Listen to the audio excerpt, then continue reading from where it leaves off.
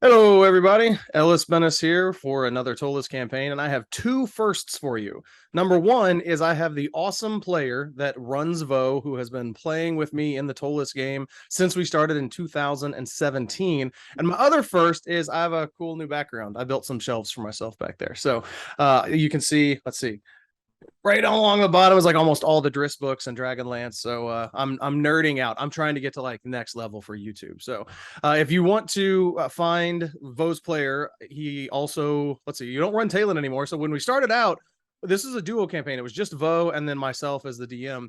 If you want to find him on Discord, his username is Lost Soul. So if you ever have questions for him from a player perspective on Ptolus, we have been doing this for a very long time. What we wanted to show in this video today was actually the final fight of the Night of Dissolution adventure. So that final ritual fight, because it was absolutely insane. I think I've mentioned this once or twice on the channel before. When we started out, it was just Vo, and then we added Talon, and then I had a DMPC, Beli, who we've transitioned into that. Then we had Julia, Deacon, and Barash. At that time, Lost Soul was actually playing all of those characters except for Beli, and we have been blessed that we found some awesome folks to play along with us. So those are actually be playing by real people now, where he doesn't have to run all of those characters himself, and all of them were Thank in on God. this fight. So it's got to be better to do that. So he's gonna help me walk through the fight that we went through. We modified this very heavily because when we started this campaign, we started out, since Vo, it was just a duet campaign. We started her at 5th level. So I'm sure some of you are going to have to deal with this as well, if especially if you run Night of Dissolution and the Bane Warrens adventures together, which I'm working on the video for that. Those are both basically written for the same level tiers. So if you run them at the same time, if you're trying to weave them together, then you're going to have to level things up. And that's absolutely what happened. When we walked into the final ritual, we had, let's see, we had the 5 PCs, Calarisant, Tristan. Was there somebody else that I'm missing? Was it those Nope, 7? that's it. All right, so we had 7 12th level characters walk into this fight. So anybody that's run, I think that's technically tier 3. I don't know, maybe I'm still tier 2. Run those levels, you know, the powers are absolutely insane. So I am going to share my screen here. And And for everybody that tries to look me up, Lost Soul is the O's in those words are zeros, not O's. there we go. Yeah. And you're on the Ptolus Discord channel. There'll be a link to that down below. So jump in there and you can talk to him. I also want to give a shout out to our Discord user chamdar. They created for me a custom map for the Temple of the 53 Gods of Chance, which you can find on the website. And then they also created this map for me.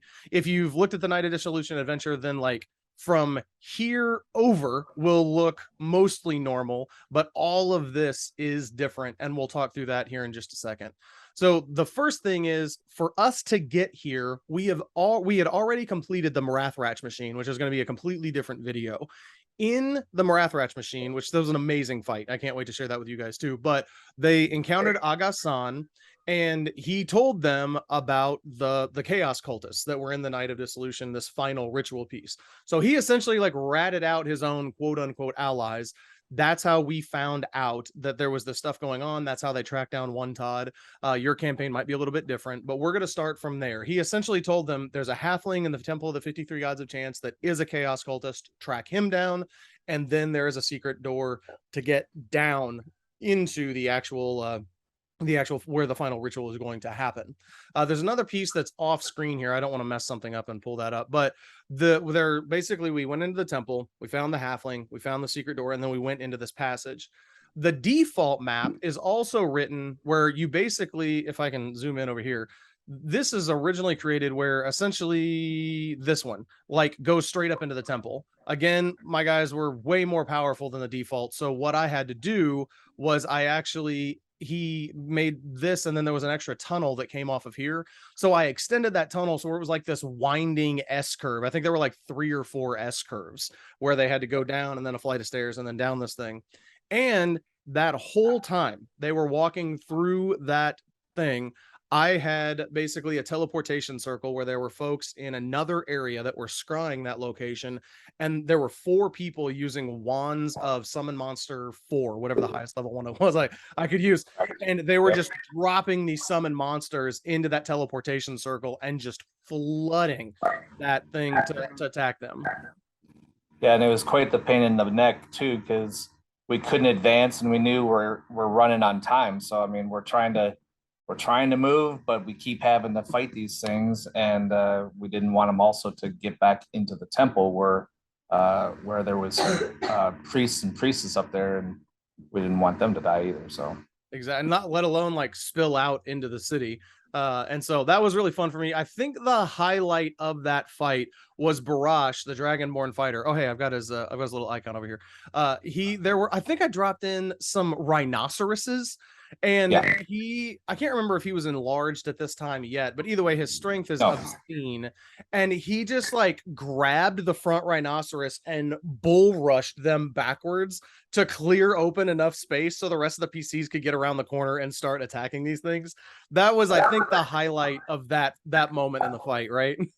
yeah, I'd say that. Yeah, It was absolutely awesome. I didn't do a ton of damage to you guys in that cavern, like the hallway area, but it was good that it was just like annoying. I think I got a couple like it was like hellhounds. They did like some fire damage and stuff, but yeah. the guys were so insanely buffed at this point that I mean it was insane. I don't know. I don't want to pull up the spreadsheet. I'll try and share that later, but we actually had a spreadsheet that showed all of the buff and debuff spells that the PCs had cast. And I want to say it was something like 20 to 25. I mean, it was In huge, that huge area, yeah, list.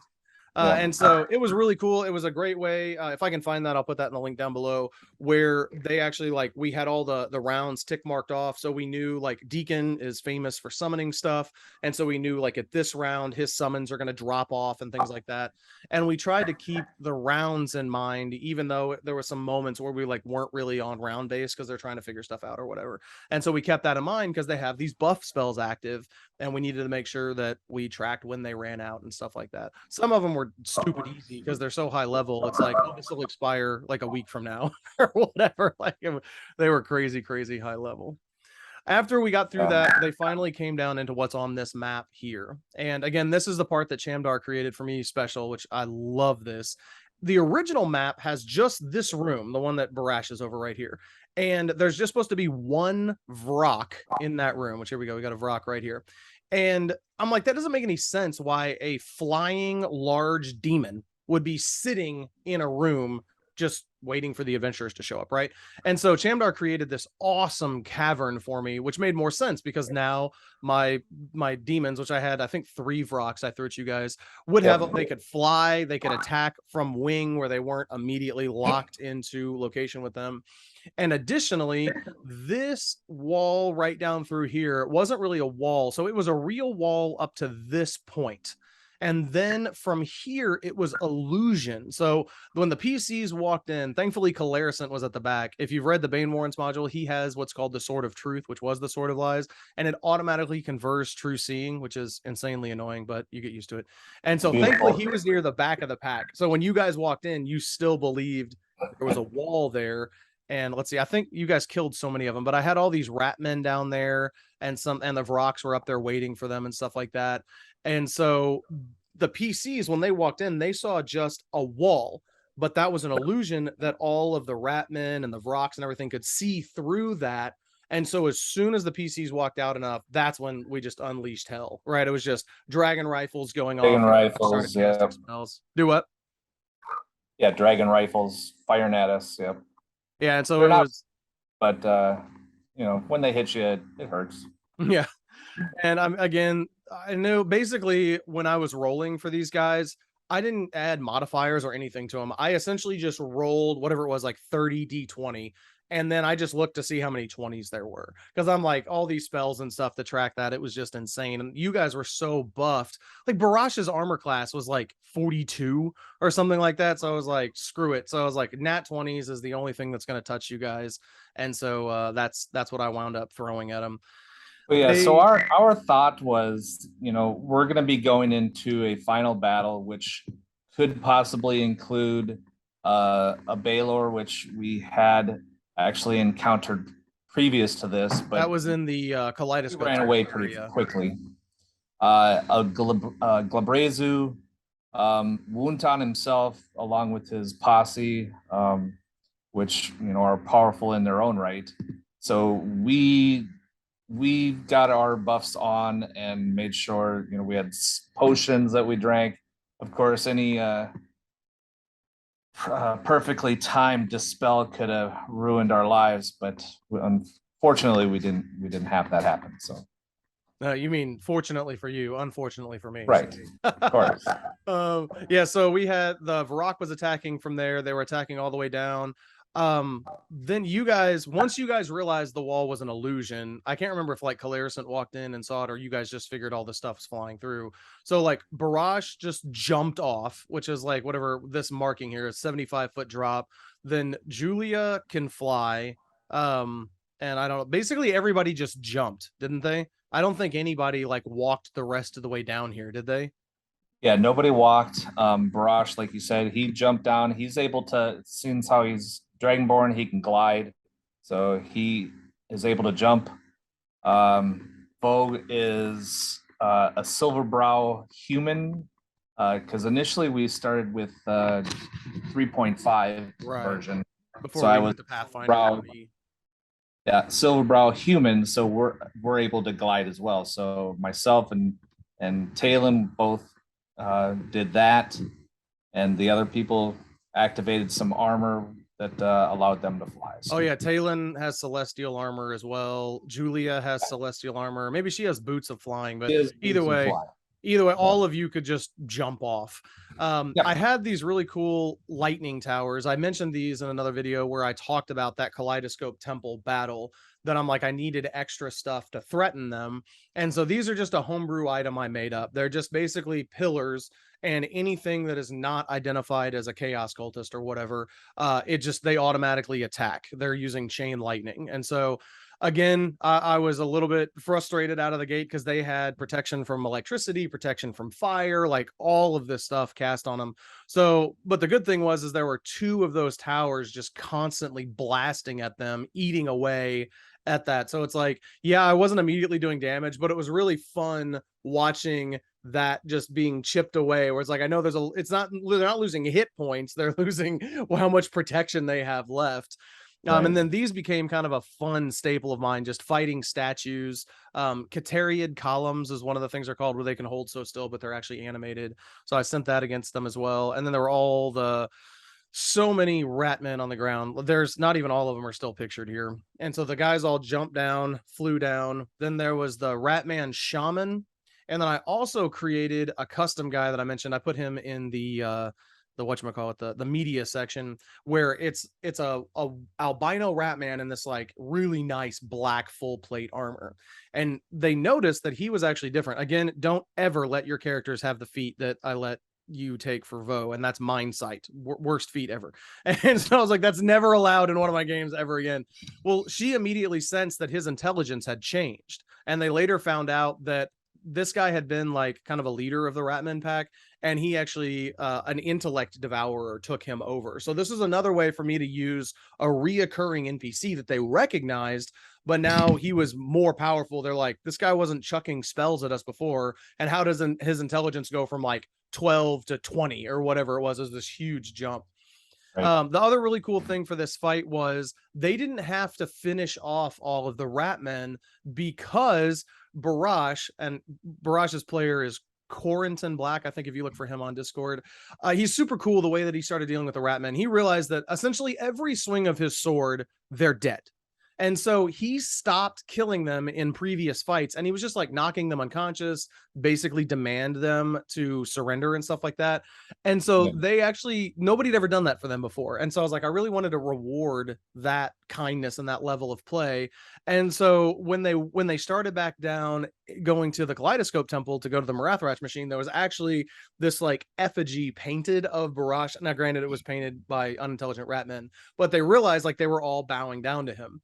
So as soon as Barash touched down on this area, all of the Ratmen that were in that area just surrendered. They're like, we're Except not for those fighting that yet. large rat brutes that are there. Yeah, the rat brutes did fight you, right? Because they're like, I played them as kind of like messed up in the head or whatever. But all the like regular underling ratmen, they just threw down their dragon rifles. They're like, we're not fighting him. He doesn't kill our people. And so again, that was a really fun thing for us to get to do, where he sees the effects of what he has done. You know, that he's like, he's been kind to them, so they're like, we're not gonna fight him. And for a later video too, they actually helped save several of them, and we're gonna see if we can like tame them to come work for Barash. And he's gonna eventually own the Pythoness castle, the Pythoness house. So I believe all the ones that you can see on the map there that yeah, don't red X through are all the ones that are actually still alive. I think all those are surviving. I mean, you guys actually had to pull them to safety. I don't have the thing, I had it on here before, but the next thing that I did after they had destroyed these columns, they destroyed the columns, then they also destroyed the two constructs there. They'd killed just about everything else almost. I actually had the floor of this chasm start filling with acid, which they all freaked out. Nobody was very happy with me for that, but I don't care. That's my job, right?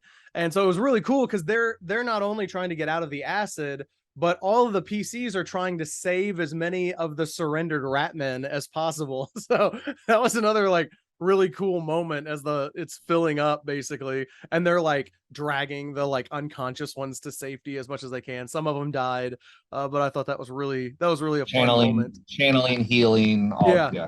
Yeah, you guys actually, I think, is that what this, I think this green circle was actually Julia's, one of her healing bursts. So then the next thing they had to deal with was, this is a passageway underneath that where it's like, this is a decline. And so there was a stone door there, and they had to get past that, even though there was all the acid stuff on the floor. Well, this party is notorious for using dimension door, like for everything. I swear if they go to get bread, they just dimension door downstairs. They do it all the time. It's very, very effective.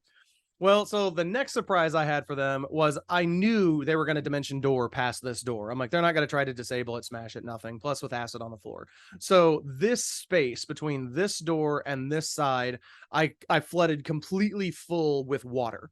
And so I'm like, this will be fun. They'll dimension door in there. They're completely underwater. They're going to start drowning almost immediately. Well, lo and behold, me yet again, freaking Julia. What is the spell called? Air bubble. Is that what I think? It's air bubble or like bubble of life or something like that. Essentially, if you're in that bubble, no gas can affect you, no like temperature up to whatever the crazy extreme ranges are. It's like you're perfectly comfortable in this bubble. So I'm all excited, like I'm gonna have them drowning, and they're gonna have to like cast a spell that has verbal components that they can't use because they're underwater. But no, she had life bubble cast, which I'd never seen until she used that. And so it was like I think it was a one round annoyance that I made you guys wind up burning 2 of those spells instead of 1, because they're like, oh yeah, we can still breathe fine. So they just poof, dimension doored, and then they were into the actually, if you go, the water went all the way to the room. Oh, the water went all the way to here? Yep. Okay. So I couldn't remember how far that went. I make up a lot of the stuff as I go. I try not to tell my players that. I think they know that, but it's not a bad thing if you're a narrator and making stuff up. So this begins essentially a reconstruction of the actual map from the book. The only other major difference is when you get into here, I had Chamdar double the size of this room, because again, I knew there were going to be so many people in there. I'm like, I have to have extra space for them to maneuver. But from here to here, that's all pretty much default. I had them come in here. They found some stuff. They basically ignored the 3 rods. You guys like didn't even care. I had a hidden door here that they found. They smashed through that. They came down through. And then the next thing, we were on a time hack, so we wanted to get through as quick as possible. Absolutely. Yeah, you guys were in a rush. I think you guys explored this, and then when they came to this room, again, I did a little bit of a DM fiat thing. The original lady or whatever that's in this room and the orcs, her original ability is she can just do like darkness anywhere. And I'm like, darkness doesn't affect you guys. Like, though these numbers down here are actually the same layout of this with the orcs and everything in there, because with her mind sense or mind sight feat, she can tell where they are even in pitch black. Now they still have concealment and stuff like that. And so I think I did deeper darkness in there. And the only thing that penetrated it was you guys. So Calarison had True Sight, Barash had True Sight, and then you guys cast it on a couple others. So I was like, okay, that defeats the darkness as well. So a lot of you though went into this room blind. When you Correct. first came in, you were just like following Vo's directions. I had this table flipped over, so that was kind of fun. I think Barash charged one of these people and smacked into that table, so that was really satisfying to me. But these were all like I gave them. They had wands of fireball, wands of lightning bolt. They had some chaositech weapons that they were just blasting you guys with. So once you guys got in, they quickly dispatched everybody. I had one of the Vrox escape and come down here because they have their teleport option. I think this is where you killed. I can't find the albino Ratman, but that's the little intellect devourer. He's over on the others in the other map there. Okay. Oh well. Anyway, so yeah, they when they got him, the intellect devourer got out. He was stunned for a round. They tried to waylay him, but thankfully that little thing survived. And then it teleported away as well to fight them again in a few minutes. Then these things again, me and my love for Cateriad columns, they came to life and started attacking them, which again was really fun because these didn't have an intelligence score, so Vo could not see them.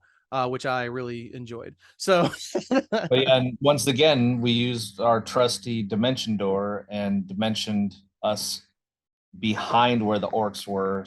But of course, that put our wizard in immediate danger of those statues. And yeah, that's right, because Vo couldn't sense them. So she dimension doored over here, not realizing her and Deacon, the elven wizard, wound up right next to those columns. So I was just like pounding down on you guys, which was just wonderful. Yeah. This was also, I think I had this hidden, or maybe this was a set of doors that you guys saw. I don't remember. Again, they thwarted me because they came down here. They figured out the rug was a trap. So I was going to have, this was like a pit drop off or something like that. They figured that out. So they skirted around the edges and then they attacked these doors. I don't remember. I think you guys skipped almost all of this stuff. I think you like peeked into the rooms. You saw there was nothing in there. So you just went on again, fighting the clock. So they finally came into the massive final ritual room. Again, if you've looked at the original map, this is quite a bit different. It's much, much bigger. And then we've got a couple nasty surprises that we did in here.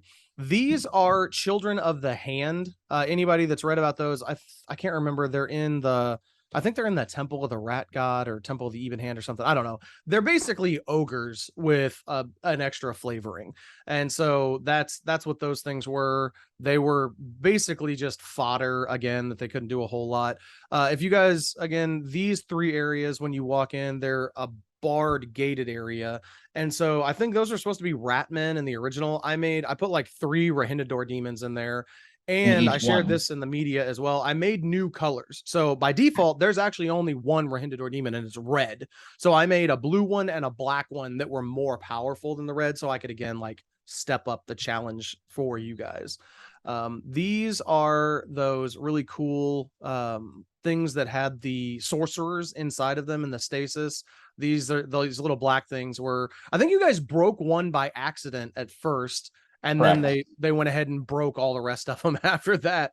So that was cool. Actually, what happened was we noticed that when the Baylor did his his fire, I can't remember what the name of the spell is that he can do, is at will. He made it so that he actually cut out some of the players because they were right next to the pillar. That's right. That's what you guys figured out. You're like, oh, these are important. If he doesn't want to destroy them, we're going to start smashing them. Yeah. That is right. This lady right here is, I believe that's her name's Aladris. This guy is Nerekthius or whatever. They are both from the Kaleidoscope Temple area. Because I threw that Balor demon in that area, the PCs ran away. They didn't stay there. And so those folks survived. And so I brought them forward here so that they could face them in the last thing and kind of clean that up. as well. She's got the like that's the burning flesh effigy or something like that. It's a chaos attack thing. The frost giant, this is also something I like made up on the fly. The I figured the intellect devourer, like they're smart enough that they would have like backup bodies, and so I had him teleport into the head of this thing so that he had it like ready, and that was just a fun little thing that I could throw at them. This minotaur, he was also from the kaleidoscope temple that survived. I'm trying to think. The Medusa, she was also Centaur. from down there. Maybe she was supposed to be in here. No, she was from Kaleidoscope because you guys avoided the. Okay, it was by like 2 or 3 feet. You guys avoided her visual thing last time, which or her And like same with base the attack. centaur, the demon centaur. Yeah, that's Nerechthius. That's that guy, the flying demon centaur. So Yep.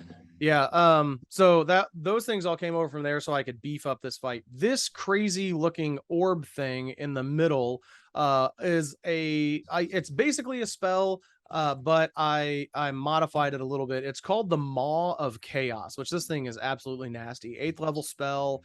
It like creates a rip in reality, and it like drags people to the Chaos Maw, stuff like that. So if you Google just Maw of Chaos, and you should find this archives post about it. But I modified it from here. Again, I knew my PCs were going to dimension door like all over the freaking place. So I had this thing. One, it started out smaller and it was growing every time this bell. I don't even know if you guys figured this out, but every time this bell rang, it got bigger. That was like the connection piece. So that was fun for me because it's like I had this like thing, it would bong and ring throughout the whole thing, and then this chaos maw grew a little bit. So the So chaos maw we thought it grew because it fed on, the fed on people. things. Oh, okay. No, that's cool. So yeah, I was like, and again, sometimes I forget stuff like getting it, but it's like the bell rings and then it grows. I was always trying to get that through. But so the default Maw of Chaos, it doesn't really affect like teleportation spells or whatever. But I had it where basically if they were in this room, if they teleported at all, if they dimension doored at all, it immediately brought them next to this Maw of Chaos, which then also had tendrils that tried to latch onto them, grab them, and drag them into the Chaos Maw to do like this explosive damage. So the tendrils did damage. There was explosion damage if anybody went inside of it, which I never got any of the PCs inside of it. I damaged you guys with the tendrils a couple times, but the only things that ever wound up inside of it were the dead chaos cultists that floated up, right? Correct. Until the very end, which we'll talk Yeah. about that in a second. So yeah, I never got a PC inside of it, but I did get enough of them close where essentially I had it like gravity dragging these things. So they killed a bunch of the chaos cultists. They started floating up into the chaos maw, and then what the chaos maw would explode. So you're missing something here. So what's that? One of the things that happened. So when we opened up the door, the beginning door by the pit trap that he had right here, we saw, this grand room. I mean, this chaos maw things floating in the air. Wuntad standing on some, floating hand, higher hand, and up on another level. And we're like, there's no way we're going to be able to get to Wuntad to affect this. So, of course, our initial thing is, well, let's dimension door. So, of course, we dimension door, which sucked us right to the maw. And then the Glabrezu decided that he's going to reverse gravity. Oh, that's right. I forgot about that. Yeah.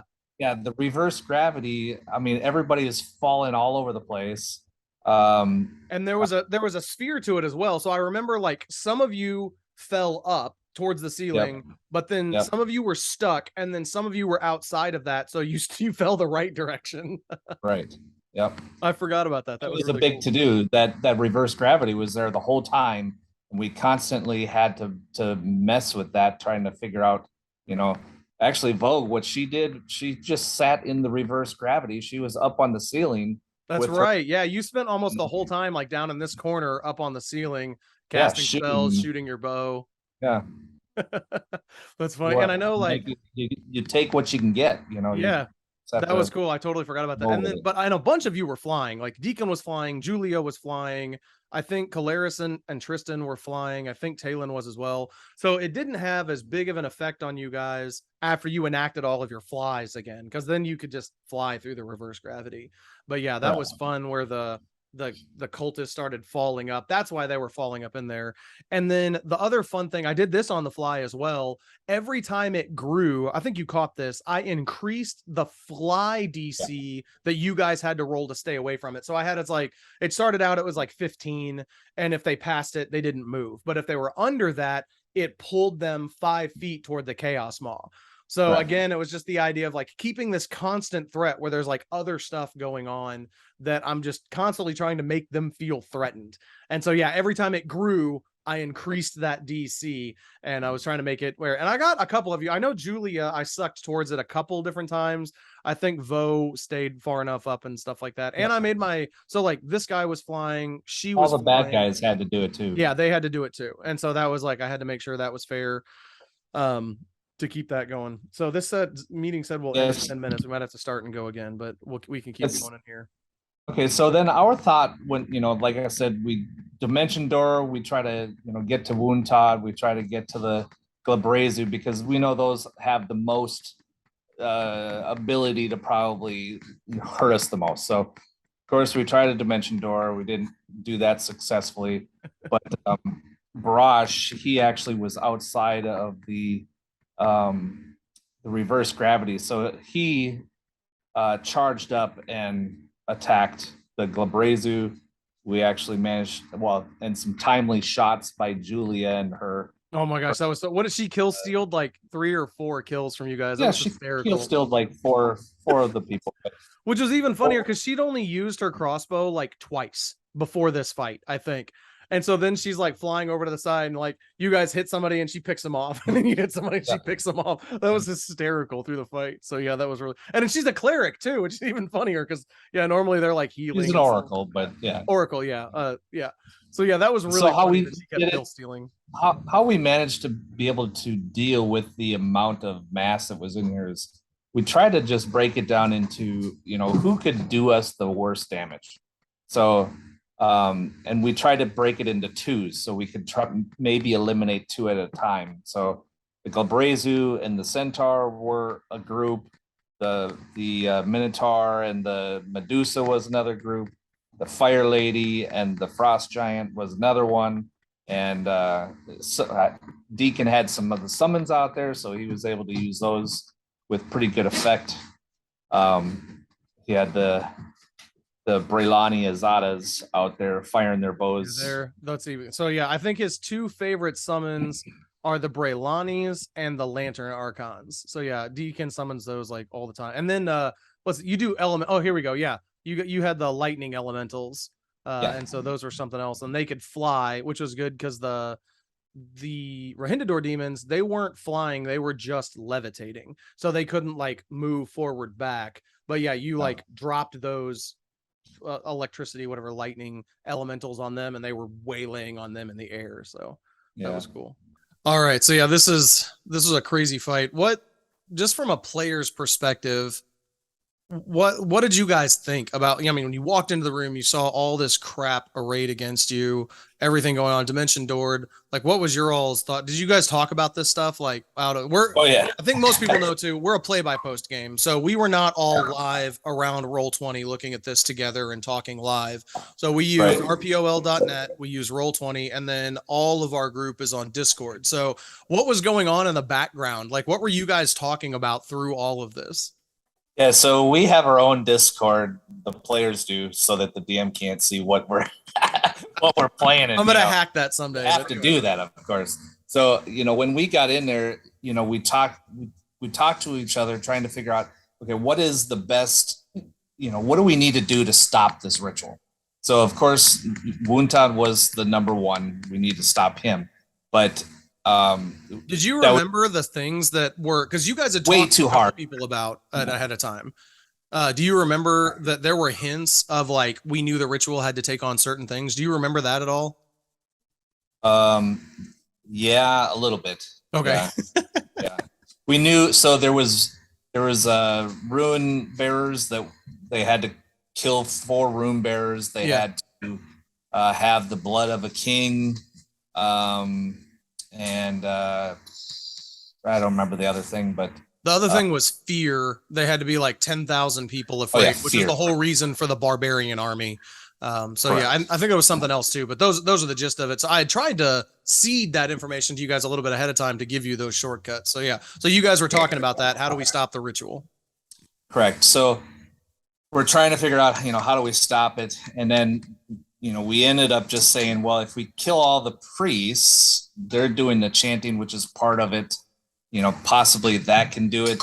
And while we're doing that, we start picking off all the other mobs that are inside here. And, hopefully in the end, when Wuntad's all alone, that we can deal with him on its own.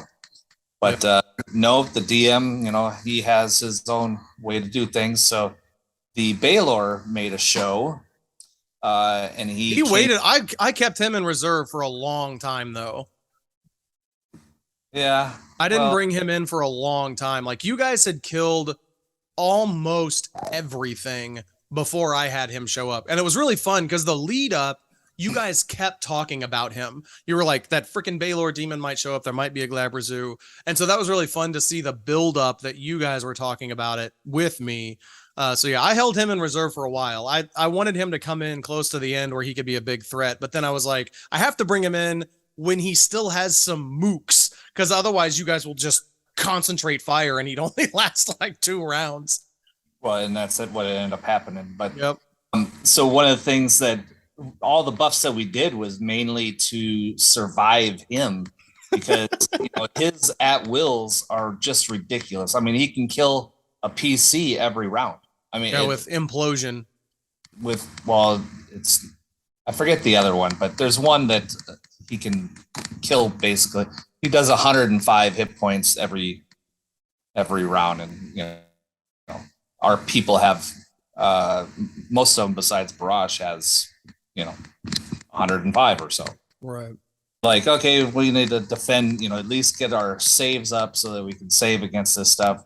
A few of us had ways that we could re-roll saves based on either traits or feats that we have, or just abilities that we have. So, which saved you. That saved you at least once. Who was it that had to do that? Talon, a couple of times. Oh, a couple of times. Yeah. Yeah. I remember Talon did one that was a really big deal. I can't remember what I hit him with, but he would have been dead if he didn't have that. What was that? I can't remember. Do you remember now? No, not at the moment. I can't remember. I remember that one because I was like, oh crap, like I just killed a PC. And honestly, when I went into this fight, the main goal I had was I wanted to take down at least one of you. I wanted to not eviscerate you. I mean, 12th level, you guys could just raise dead or whatever. But I was like, I wanted to make at least one person go unconscious. And I don't actually think I achieved that. I almost got Talon. Well, so Cal was down to like 5 hit points. Right. Rosh was down to like 5 hit points, but then Julia cast a heal. So not a healing. She healed him. Oh yeah, full heal. Full heal. Yeah. But yeah. So I mean, you dwindled all our protections down, nothing, and I ended relatively satisfied. I'll be honest. I was pretty happy by the end of the fight, and we all agreed. Like we've all been. I don't think any of us have been playing D&D less than 20 years, and I think all of us said this was the most complicated fight we'd ever been in. Yeah. Oh, it was so insane. Much stuff going on, so much things to think about with the Chaos Maw, with different creatures with different abilities, and one of the protections that Wuntad had that Vogue actually found out was she fired her bow because let's eliminate him. Fired her bow and the arrows promptly disappeared and ended up in some prisoners that he had in the so if we can see up here, so there's 3 cages on the top and 3 cages on the bottom down here. Again, this was totally a DM fiat thing that I made up. I'm like, I'm sure there's a spell that does this. There's like shield other that does half the damage, but I'm like, I don't want it to be half. I want it to be 100% of it. And that was also really fun for me too, because I think that was the only like quote unquote moral quandary that you guys faced, because you like it kept him alive. Because you guys were like, if we attack him, we're going to kill all of these people, and you're all good aligned PCs. So you're like, I'm not going to do that. And then like, you guys didn't even focus on how to break that at first. It was interesting to see you guys, but he also wasn't doing you guys a ton of damage. It wasn't until Barash like got up next to him. Barash might have been the only person that he actually, one Todd actually directly hurt as well. Because you guys, since he wasn't really doing much damage to you guys kind of left him alone, which was interesting. Even funnier, you mentioned the things that had to happen to cancel the ritual. Once you guys killed all the priests, you actually could have just left, like, because you totally destroyed the ritual, right? Granted, I mean, you wanted to save the kids and stuff like that too, but yeah, it was pretty funny. After you guys killed all the priests and then smashed all 5 of the sorcerer holding cells, like, you had basically stopped the ritual, which was cool, but you had no idea. You guys didn't know that. So you kept going. Not to mention it's a PC thing, right? Like murder, death, kill, everything you can find. So. Yeah. Well, so now was it Wuntad? I think it was Wuntad that shattered the glass where the rune bearers were. Yes. Yeah. Which that was written. That's actually like he had like Melf's acid arrow or something like that. But Barash got up next to him and I can't remember which one of you cast it, but one of you cast enlarge on Barash. So he was huge at that point. Huge. And so like, he literally just like, that was the other funny thing that I did not anticipate. Barash started attacking the hand, which was interesting. So I had it like float up and Barash is like chopping away at the hand because he's like, he knew I can't just attack one Todd. It's going to hurt the people. And so he's like, well, maybe if I destroy this hand. That was another thing I did not foresee happening. And so one Todd starting to freak out. He's like, he's going to hack this thing to death and then I'm going to fall and have to deal with him face to face. So he shot the arrow. That reverse gravity was still in effect. And then the Chaos Maw was so big, it was sucking everything in. So the kids started floating up. And this is one of the like hero moments of the game too. So let's see, Deacon's over here now, but Deacon was over here dealing with something. I don't even remember what it was. So he was right where he is now. Oh, okay. And he flew into, actually, no, I'm sorry. He didn't fly in. No, he teleported or dimension doored. He teleported. Knowing it was going to suck him into the Chaos Maw. Yeah, he teleported which of course the Chaos Maw sucked him in. But then he still had his fly working, or he was able to fly, I should say. And so he flew down and swept up as many of the children as here's my 4. He got all 4 kids. Or I think, did Julia help him with a couple of them? I can't remember, but it was that was an awesome moment that Deacon, like, I mean, it was self-sacrifice. He was almost out of spells. Like we had drained him down to almost nothing. And so he's like, I can't do anything, but it was awesome because he like self-sacrificed to wind up next to that Chaos Maw, which could have caught him, could have sucked him in, could have destroyed him, and he's trying to save those kids. That was a really, really cool hero moment in that fight. And so super cool to get to see him do that. And then, I think Julia flew over and helped as well. And so, the Balor showed up. He had some, what are those things called? Incubuses or incubi that, because I'm like, again, I knew he couldn't just walk in with mooks. Plus, he could not teleport into this room because he would get sucked into the Chaos Maw. So he had to enter by this door. So he had to teleport into that room and then walk into here. He brought in the like incubi that flew up. They were fighting your elementals. And so that was like a separate fight. We had the elementals fighting the incubi. All these summoned creatures were battling each other. And then the Balor started unleashing fury on you guys that he could. You guys concentrated fire on him. You did an insane amount of damage the first round, and he actually stepped back. Almost killed him. Yeah. In 2 rounds. Yeah, it was terrifying. And so he was like, he's like, I'm not dying here for this guy. He stepped out and just left. So you guys will still have to contend with him. Shy or something like that. So yeah, it was darn close. I was freaking out because I didn't really want him to die. I was like, oh my God. We did. Oh, I know you did. Yeah, that's what you guys were geared up for. You did kill the Glabrezu, though. He did die. And then the back room here was the vampire chick, and then she had some of these nasty whites or whatever. When they went back into there, she came out, but she was a really quick blip because you guys, like, the whites came out, Julia like laid waste to them.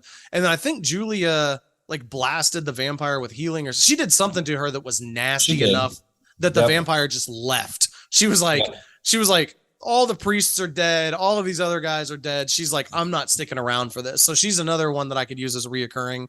And then the culmination, the last moment of the big fight was Barash, who is like huge at this point, absolutely massive.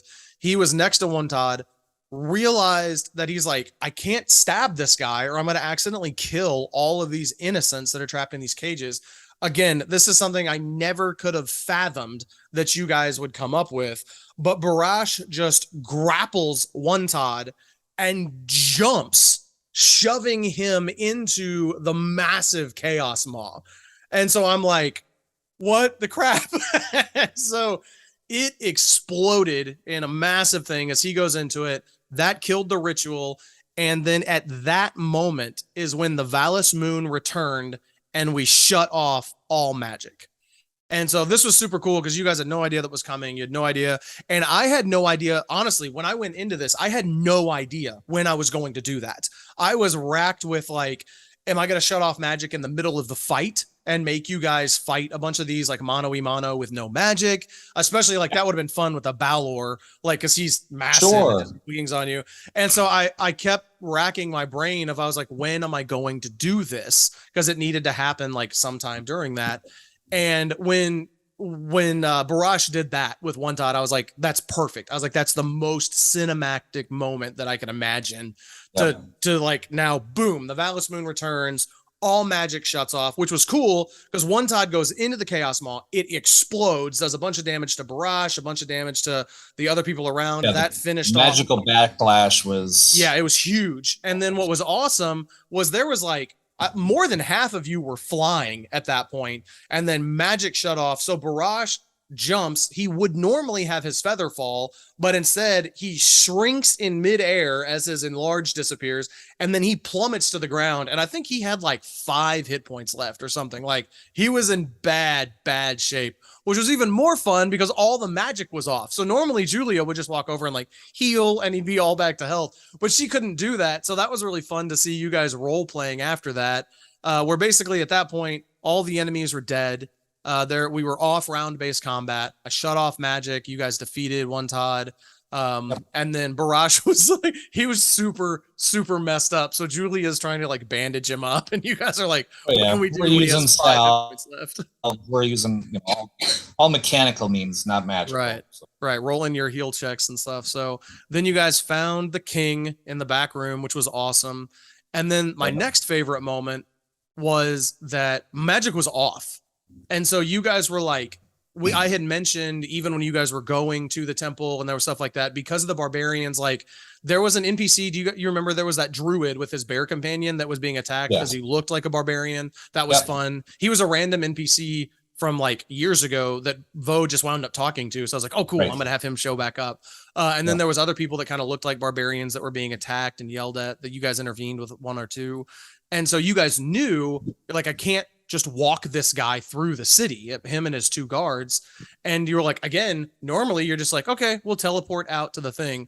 And you guys are like, how the crap are we going to get this guy out of the city? And you have to walk to the north, which is just nonstop soldiers on the whole wall. You're like, they're not going to let us out the gate with this guy, right? And so that was a really cool moment too, that you guys had to figure out with magic turned off. How are we going to do that? And again, that's when Barash's player said something that literally gave me goosebumps.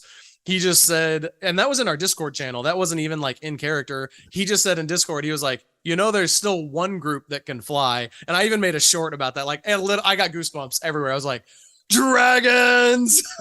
Oh, yeah. That was awesome. So you guys already had a relationship with House Dalmothian, which is like the dragon house. Vo had talked to Crystal Dalmothian, and then the other lady, the red-haired lady, I can't remember her name. Crystal had talked to Barash once, and Barash like blew him off, which was hysterical. I don't remember why he did that. Barash plays his Dragonborn character as though like his history was that they were slaves. And so Barash is, even though he's a Dragonborn, he plays his Dragonborn as terrified of dragons, even good aligned dragons. And so that was a really funny moment. So you guys went to the house. There were the 3, there was Grandmama or whatever they call her, Crystal Dalmothian, and then the red copper dragon that I was like, they probably would have actually technically been like trapped in the house or something. But my logic was they wanted to be prepared to defend the city. So they were outside in their dragon form, like waiting. And so you guys had a perfect opportunity that they were there, and then they carried all of you, all 7 PCs. And, oh no, I take that back. Awesome. Tristan stayed down with the rat folk, didn't he? He was like cleaning up the thing. So six PCs, and then the king, and then his 2 people went out. And then you guys landed these dragons out there and returned the king. So again, I got goosebumps. Like that's probably awesome. The highlight of the campaign for me so far. That was so cool. Yeah. That was unbelievable that we could do that. And I mean, you're flying on a dragon. You know, yeah, we're able to fly, but you're flying on a dragon. Yeah, that was. Core like made fun of me. He's like, I can't believe that was that big of a deal to you. But I was like, dude, I got goosebumps. Like that was so cool. And just the way he said it, he's like, there's one group that can still fly. I was like, I did a YouTube short about that even, because it gave me goosebumps when he said that. It was so cool. And again, that's one of the cool things about D&D is the rule of cool. It's like, yeah, I hadn't planned on that, but it's like, how do you pass that up? You know what I mean? When your players present a realistic opportunity that's like, absolutely, that has to happen. There's no roles, there's no rules that need to come into play. Like that has to happen. Same thing with Core chucking One Todd in there. Like, I'm like, I had no idea. I literally, that's something else too. I got that from Matt Coville. Matt Coville said, he was like, design the problems without thinking about the solution. And that's exactly what I did with One Todd. I had no idea how you guys were going to kill him. I had no idea how you were going to circumvent the spell. I had no idea either. That's why when he's like, I'm going to throw him into the maw, I was like, oh my God, that's an awesome idea. Yeah, exactly. And so that was so fun for me, because I'm like, again, for narrators that are watching this, trying to figure this stuff out, it's a great thing to remind yourself, like, your players are going to come up with something, multiple somethings. And the most fun part of that for me was I had no idea. I didn't even think about how are you going to solve this. I'm like, I don't care. They will come up with something. And the fun part of that too is like, if you're worried about what's going to happen or what they come up with, well, you can also just choose when they make a suggestion, right? You can just choose like, okay, yeah, that's how they solve it. So that was just so cool that he got to do that. And then the way all that fight went. So you guys returned the king. One Todd. Well, this is something else we don't know either. Was he completely destroyed? Was he like teleported somewhere else? We don't know. So we'll have to see what happens with that. The Balor survived. The vampire survived. And so those are going to be some fun reoccurring NPCs. Yeah, can't wait. And then, yeah, you guys got, I think the king, I didn't even know. I was like, I felt bad because I hadn't thought about what the reward was going to be for the king. I didn't think I was so focused on this fight that they had brought a whole bunch of gold and precious gems and stuff like that, because they figured they were going to have to ransom the king back. The city didn't make the demands. It was One Todd that said, hey, we stole your king, just so he could incite all that terror. And so I basically just gave you guys a huge chest of gold and stuff to get. This was do you remember what was the calculation for, like, you've got all of that gold, all the stuff that you took off the people, the magic items. What was the gold piece total after you get all that sold that this was? Almost 300,000. Almost 300,000 gold pieces. So again, people get really racked with fear about their PCs being too rich to just like do whatever they wanted. I did another video on that as well. And you and I went into this campaign with the intention that this was going to be extremely high magic and extremely high wealth, because it's like, we've played the poor campaigns. We've been playing this game for 20 something years. We're like, we don't want to do that. Well, right. So, I mean, one of the things that I know you've said in other videos is, you know, even though we have 300,000, we have businesses that we're trying to start. So that takes gold. So, and how we kind of did this, it was almost 300,000, 287,000 or something like that. But so what we did was Vogue had just opened a magic shop to sell items. And so then she decided, you know, she told, you know, the players, hey, I'm going to sell this. I'm going to sell all the items. That way we get maximum value off of this stuff, as opposed to getting the, you know, 50%. So that would be the best route, is she can sell them, and then so every month she gives the other player characters a stipend, and we just divided it by 6. So in 6 months we'll have all the items sold, and then that's how we did it. So it wasn't like we all of a sudden each had 100,000, or well, not 100, obviously, but 50 or whatever, a ton of money at once. Yeah. And then we use that also. We don't have like +5 items. We don't have, this high magic stuff. We just play well because I made all the characters, I made it to where they all complement each other almost perfectly. So yeah, that was the other thing that's really hard about this campaign is you built all of these characters, and you built them specifically to work as essentially the perfect team. Normally you have warring factions between, like, you have 2 people that want to run barbarians or whatever, so it's like you don't have this perfect synergy, and that's something that I've really had to challenge myself on, because it's almost like your all's challenge rating is like too higher than what it should be from a normal adventuring party, because they're built flawlessly, and you build PCs insanely well. And so we need to eventually get your thing up where you can like sell builds for people. And so, yeah, that's, they work together ridiculously well. We got cut off at the end there a little bit, but, that was still really fun. I don't know how many folks actually made it to the end there. This is my always little fun thing. I'll say, put Flugelhorn in the comments if you actually made it all the way to the end. I will be incredibly impressed. Sorry that was so long, but that was just so fun, and I hope that helps some of you narrators with ideas about how to run that fight. That map will be made. I've got all the maps that'll be made available for free as homebrew content. Again, huge shout out to Chamdar for making that map for me. It was beautiful. Since we're play by post, that combat took us like a month to get all the way through. So that was just so awesome. I'm at the end here, so anybody that made it this far, I'll say sorry it's been so long since I posted a video. Life has been insane. I appreciate all of my Patreons. Thank you so much for your support. That has been awesome. Thank you so much for all the Discord people as well. You guys have been fantastic keeping up with all the stuff on there, even though my life has been insane with work and family stuff. So I really appreciate everybody on there. I hope the new background digs here are a little bit more attractive with my Catan. This is super cool. This is actually 3.5 Draconomicon that is actually signed by Todd Lockwood, who in my opinion is the greatest D&D artist to ever live.